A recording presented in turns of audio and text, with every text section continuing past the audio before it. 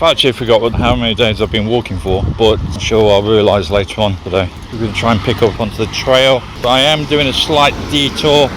I'm going to go and see Leeds Castle because it's not far from the route. I've got approximately 30 miles to do today, then tomorrow doing about 10 bits so I can be in Canterbury for approximately noon on Sunday, as I have a blessing for completing my pilgrimage.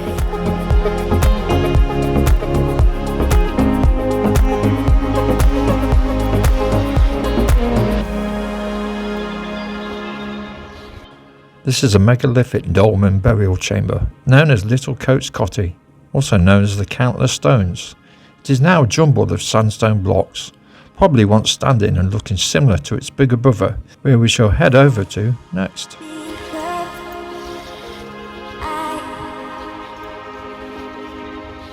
And here we have Kit's Cotty, or Kit's Cotty House. It is a chambered long barrow, believed to be constructed around 4000 BC. Probably around the same time as Little Kit's Cotty.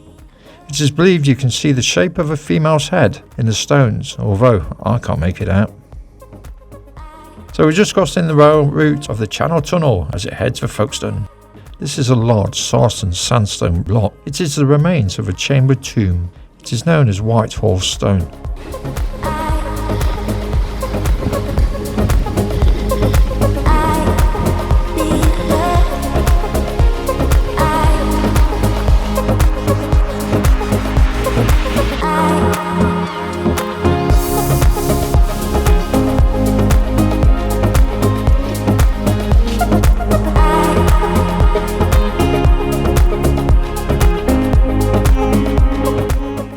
Took a bit of a detour today, and as you may see on that sign, it says Leeds Castle, and although it's not that clear at the moment, behind the trees is Leeds Castle. So as we walk down, we should get closer to the castle with some glorious views. Since the year 857, the grounds we walk upon now were owned by the Saxon lord named Leed. He built a wooden structure on 2 islands in the middle of the River Len. By 1119, Robert de Crevecoeur, who we've spoken about in a previous episode of the Pilgrims Way, rebuilt the structure into a Norman stronghold made of stone. The Crevecoeur family continued to live here until around 1270, when King Edward I bought the castle and became one of his favourite locations to reside. The king improved the castle defences and extended the apartments for the king and his queen Eleanor of Castile, and the castle continued to be a royal residence for centuries afterwards. Henry VIII transformed the castle in 1519 for his first wife, Catherine of Aragon. During the English Civil War, the castle was used as a prison and was fortunate not to be destroyed, as many other fortified buildings across the country were. The last private owner of the castle was the Honourable Olive Lady Bailey. Lady Bailey bought the castle in 1926. During World War II, the castle was used as a hospital where Lady Bailey and her daughters hosted burned Commonwealth airmen as part of their recovery. Upon the death in 1974, Lady Bailey left the castle to the Leeds Castle Foundation, enabling the castle to be open to the public.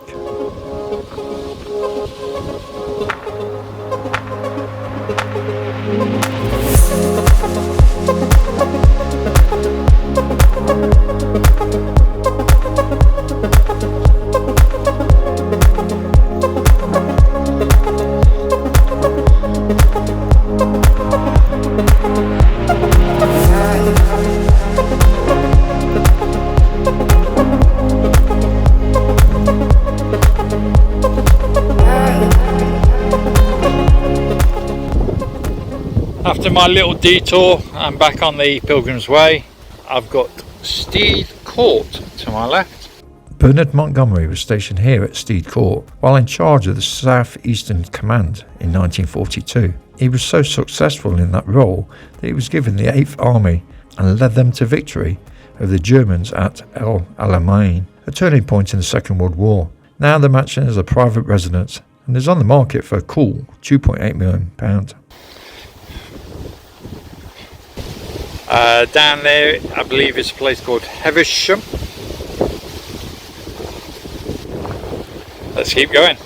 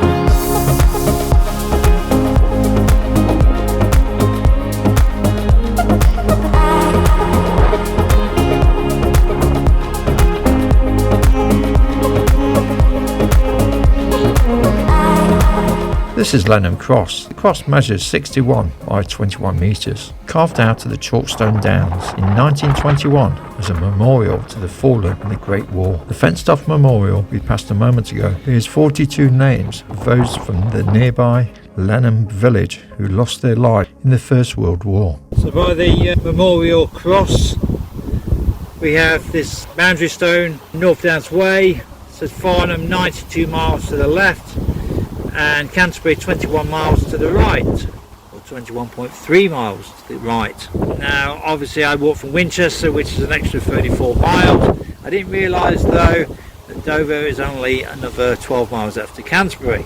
Let's keep going. Let's say 21 miles to go. I'm nearly there.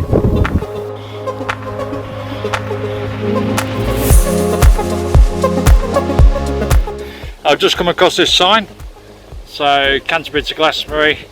The walk westward from Canterbury to Glastonbury is approximately 200 miles and intended to be a symbolic journey back beyond 597 when the Benedict monk Augustus arrived from Rome to the year 35 CE, just after the crucifixion on Meafia. Landed on the western shores, his news was pure and came straight from Roman occupied Jerusalem.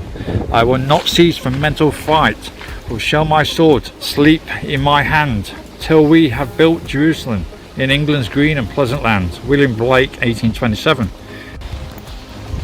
So we're now in Milledge Estate.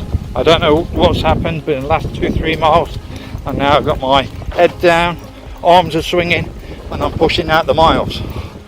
Maybe it's because I'm getting closer to Canterbury, maybe it's because my knee is sore. One way or another I'm pushing it on. If I can continue like this, I'll be in Canterbury in no time at all.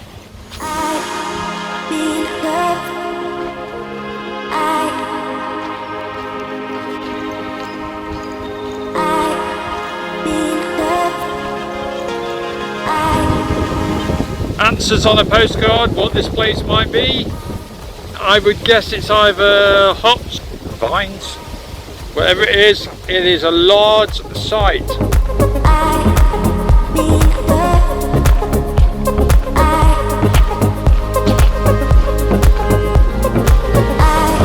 Spooky! It's windy, it's spooky, it's 9 o'clock and it's a bit dark. But I am walking up a road in a dense woodland. Some people would be scared walking up here. Not I. Bring it on. Unfortunately I'm near the campsite, so hi. Well, that's day 8 of the Pilgrims Way completed. Tomorrow we get to Canterbury. Now today was a long one, although the video wasn't too long. But I'd got my head down, I wanted to put out the miles. As I say, it was about 27.5 miles today. I thought I needed a restful drink at the end, which ended up being 3 or 4 drinks, which made I ended up I had to put up the tent in the dark, fumbling around. But we got to sleep, and tomorrow, next episode, is the final day as we head to Canterbury and for our blessing, which is worth watching in itself. So hopefully you'll like to join me for the last day. Until then, stay safe, look after yourselves, and I'll see you soon. Bye-bye, hikers.